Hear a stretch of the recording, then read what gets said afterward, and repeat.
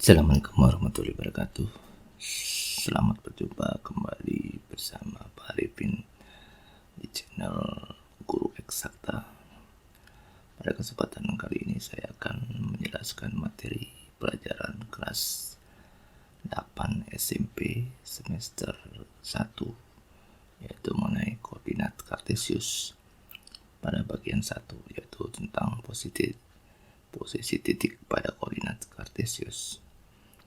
Baik, sebelumnya saya persilakan dulu pada para siswa untuk menekan tombol subscribe sebagai tanda kehadiran agar kita bisa terus bersama-sama belajar matematika. Sudah, mari kita lanjutkan.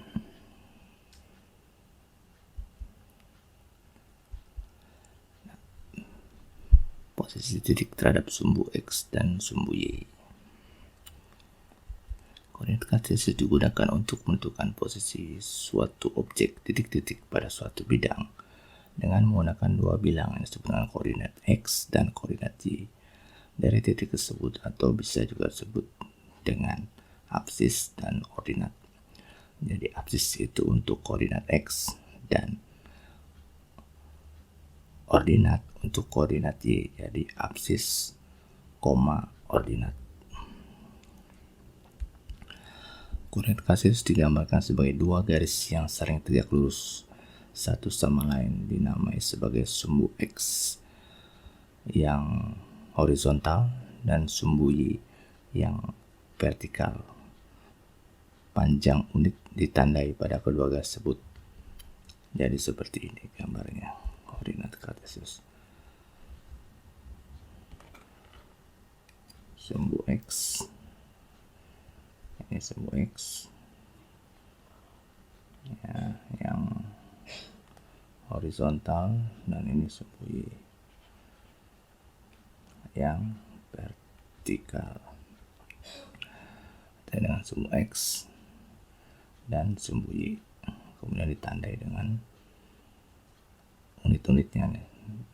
Unit panjang unitnya 1, 2, 3, 4, 5 dan seterusnya. Pada sumbu Y juga 1, 2, 3, 4, 5, 6, 7, 8 dan seterusnya. Nah, diberikan titik-titik sebagai berikut. Ada titik A. Posisi titik A berjarak 5 satuan ke kanan. Kita lihat posisi titik A berjarak 5 satuan ke kanan. 5 satuan ke kanan ya. Jadi titik A itu 1, 2, 3, 4, 5 satuan ke kanan dari sumbu Y, dan 3 satuan ke atas dari sumbu X. 1, 2, 3. Maka titik A mempunyai koordinat 5,3. Kemudian posisi titik B kita lihat berjarak 2 satuan ke kanan, 1, 2, dan 2 satuan ke atas, 1, 2. Jadi 2 ke kanan berarti positif, 2 ke atas positif juga. Jadi koordinatnya adalah 2,2. Selanjutnya kita lihat titik C berjarak 3 satuan ke kiri, 1, 2, 3, berarti negatif ke kiri. Kemudian 4 satuan ke atas, 1, 2, 3, 4. Berarti 3 ke kiri itu negatif, jadi minus 3. Ke atas berarti positif ya, positif 4. Jadi 3 minus 3 dan 4 minus 3,4. Paham ya? Nah, mudah sekali. Posisi titik D Saya hapus dulu.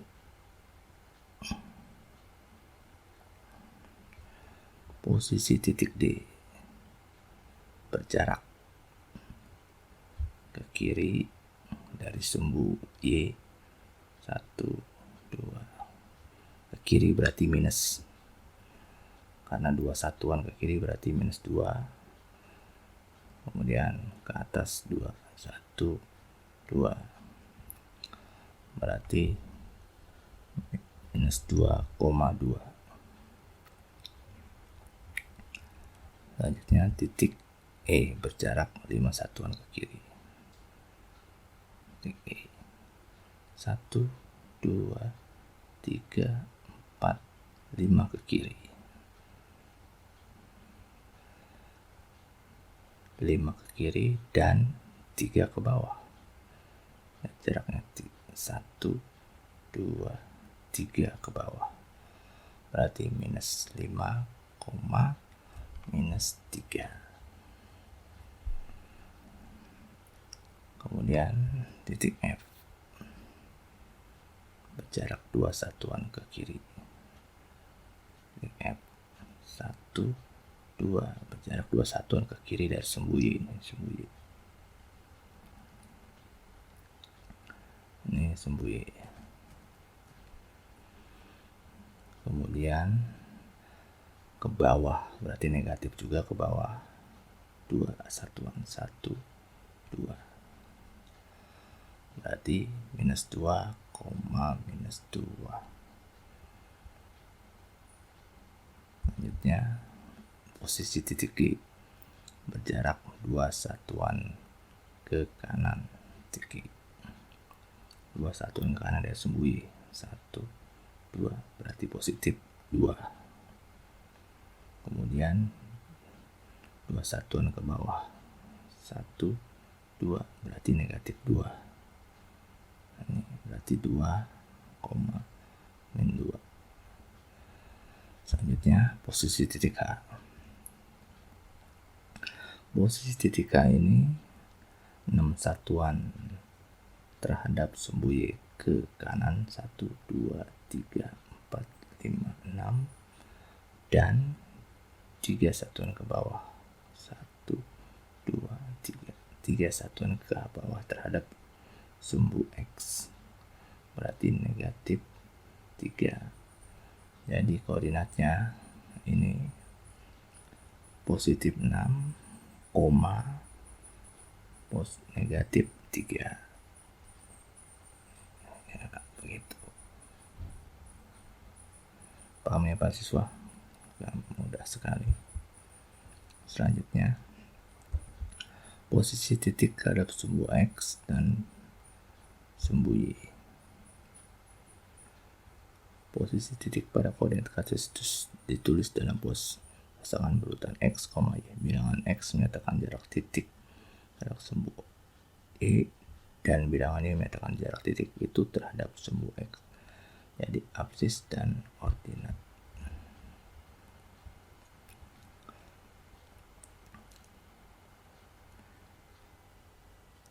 Sumbu X dan sumbu Y membagi bidang kartesius menjadi 4 kuadran. Nah, ini 4 kuadrannya. Ini kuadran 1. Kuadran 1 itu koordinat X-nya positif. Ini positif semua nih. Positif. X positif dan Y juga positif.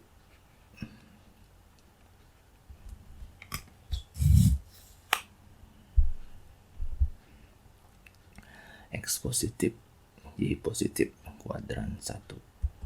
Kuadran kedua, koordinat X negatif. X negatif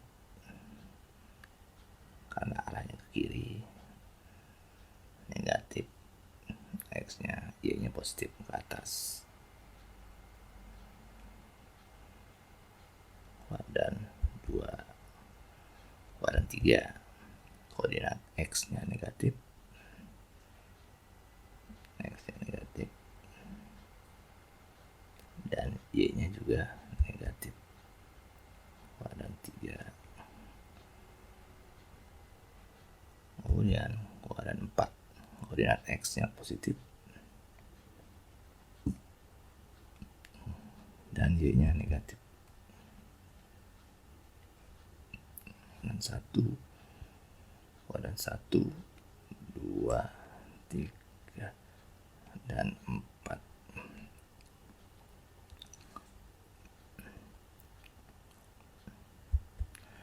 Contoh soal, tentukan letaknya pada bidang koordinat kartesius titik-titik 5,2.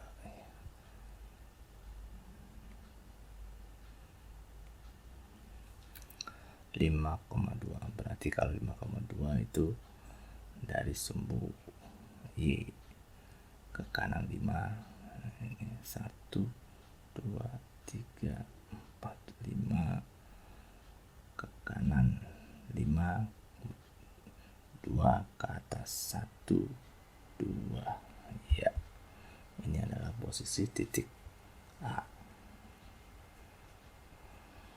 Kemudian titik B min 2,2. Min 2 berarti ke kiri 1, 2, kemudian positif 2 ke atas 1, 2. Ya, ini titik B. Kemudian titik C 7, min 3 berarti 7 ke kanan 1, 2, 3, 4, 5, 6, 7 dan 3 ke bawah 1, 2, 3. Ya, ini titik C. Dan titik D min 3, min 3 1, 2, 3 minus 3, 3 ke kiri, kemudian 3 juga ke bawah 1, 2, 3. Ya, ini posisi titik D. Kemudian titik E 9,6 berarti 9 ke kanan.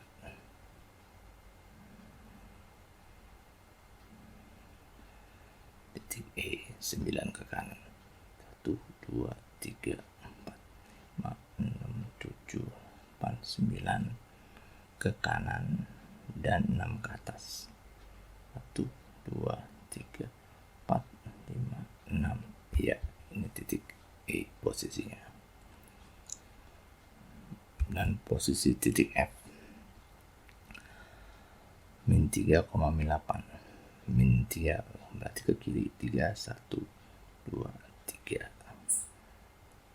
Kemudian min 8 ke bawah 8, 1, 2, 3, 4, 5, 6, 7, 8. Ya, di sini posisi titik F. Posisi titik G min 6,9.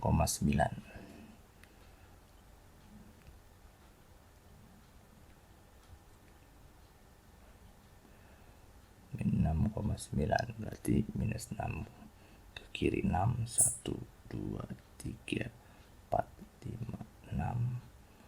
Kemudian 9 positif berarti 9 ke atas 1, 2, 3, 4, 5, 6, 7, 8, 9. Ya, di sini posisi titik G.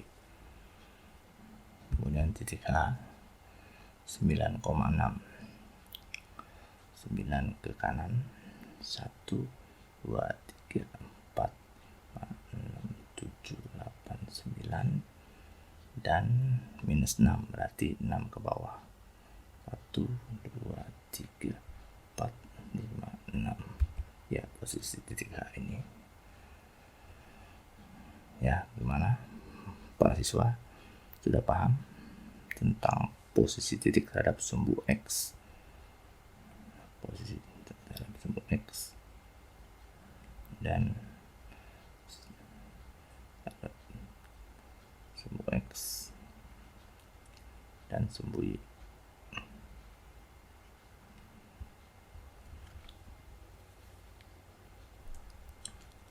Baik, kita lanjutkan. Posisi terhadap titik asal 0,0 dan titik tertentu A, B. Nah, bagaimana posisi titik terhadap titik asal 0,0? Posisi titik terhadap titik asal, jadi yang dimaksud dengan titik asal itu adalah titik pertemuan dua sumbu X dan sumbu Y.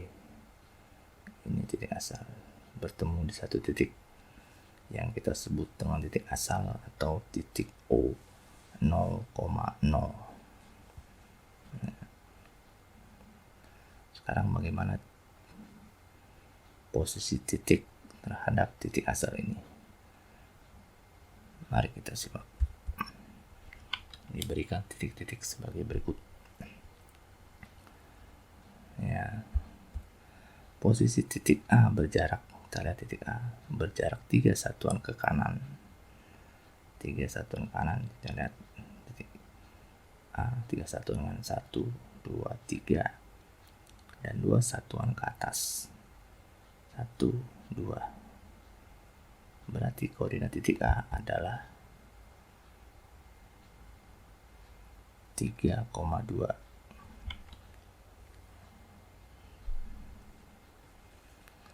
Posisi titik B berjarak 8 satuan ke kanan. Kita lihat 1, 2, 3, 4, 5, 6, 7, 8 dan 6 satuan ke atas. 1, 2. Posisi B terhadap sumbu pusat, sumbu koordinat, yaitu 8 satuan ke kanan dan 6 satuan ke atas.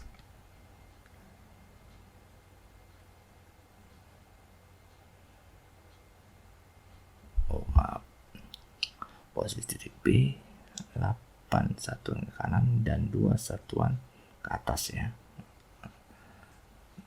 Sekarang posisi titik C.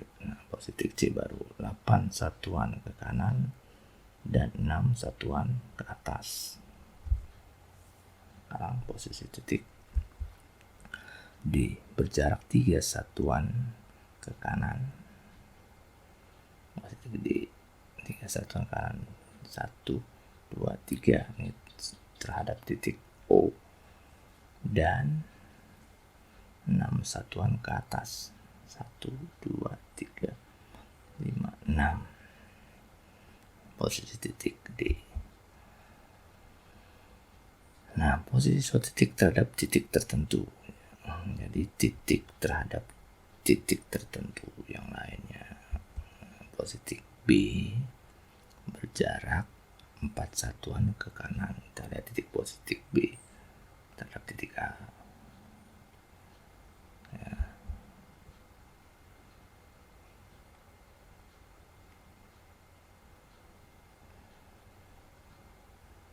Itu berjarak 4 satuan ke kanan.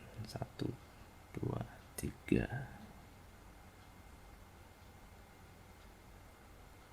4, 5. Oh, salah.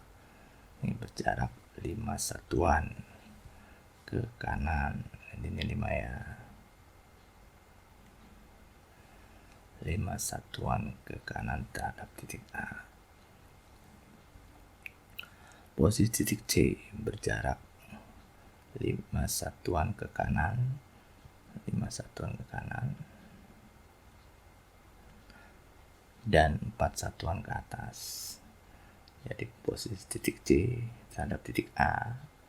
Jadi C ini terhadap A 1, 2, 3, 4, 5 ke kanan dan 4 ke atas. 1, 2, 3, 4. Ini posisi titik C terhadap titik A. Kemudian posisi titik D. D itu persis ada di sebelah atas dari A ya. Berarti berjarak 0 ke kanan. Jadi dia nggak ke kanan, nggak ke kiri dari A. Jadi 0 ke kanan dan 4 satuan ke atas. Persis di atas titik A 4 satuan itu. 1, 2, 3, 4 satuan ke atas.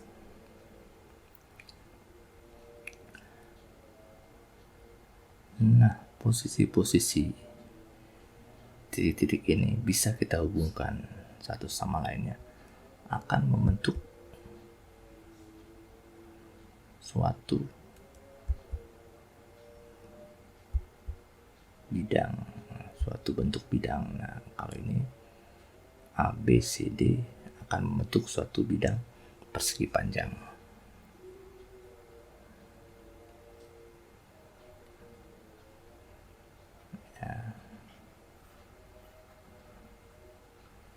Akan membentuk satu persegi panjang A, B, C, D. Ini panjang A, B, C, D.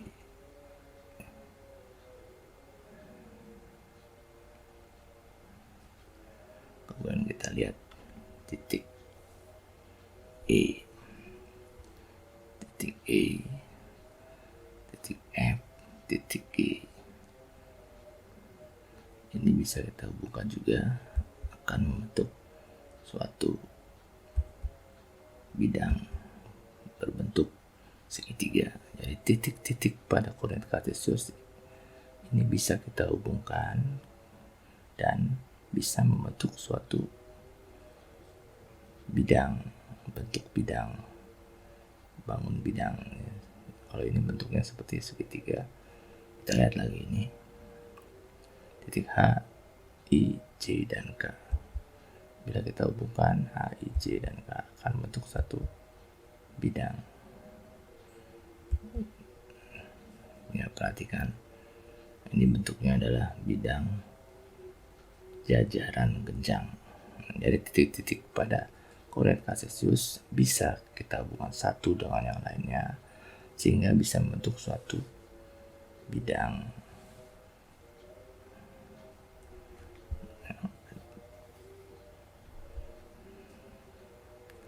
Baik, gimana para siswa? Sudah paham?